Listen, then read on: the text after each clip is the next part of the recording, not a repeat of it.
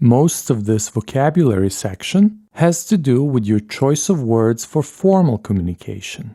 So it's all about using the right tone and all the nice words that go with it, whether it's about being formal or being polite. Let's start by mentioning a couple of rules that formal emails should follow. The first one has to do with something called ellipsis. Now, I'm not talking about a geometric figure called an ellipse. I'm also not referring to those 3 dots at the end of an unfinished sentence. Those are also called ellipses, or in plural, ellipses. What I'm talking about is a linguistic ellipsis. This is when you omit or skip one or more words from a clause that can still be understood from the rest of the sentence. Let me give you an example.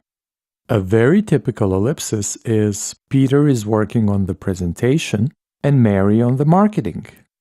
A full sentence would read, Peter is working on the presentation and Mary is working on the marketing. You see, we dropped the second instance of is working because it wasn't really necessary to repeat it. We still perfectly understood that sentence. But that's not the kind of omission that you need to watch out for. The rule that you should follow in a formal email is, do not omit subjects unless they are already stated. Here's one example of that. Attached, please find the contract. We'll mail you a signed copy. There is no subject in this sentence. Who is mailing a copy? A complete formal version of that sentence could read, I have attached the contract, and I will also send you a signed copy by mail. Now you could omit the second I, because the subject has already been mentioned. I have attached the contract and will also send you a signed copy by mail.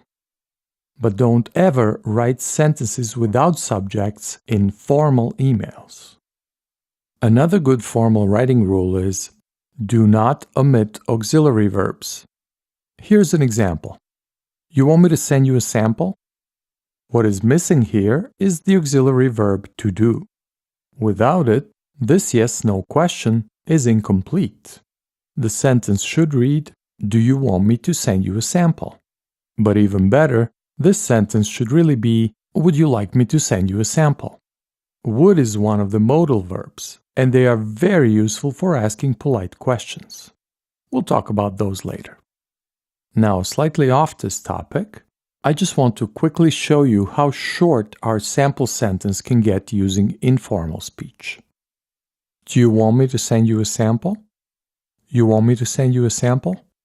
Want me to send you a sample? Send you a sample? A sample? Sample? Cool, right? Very flexible language. So, our formal version is, would you like me to send you a sample? Would you like to see a sample? Would you like to receive a sample?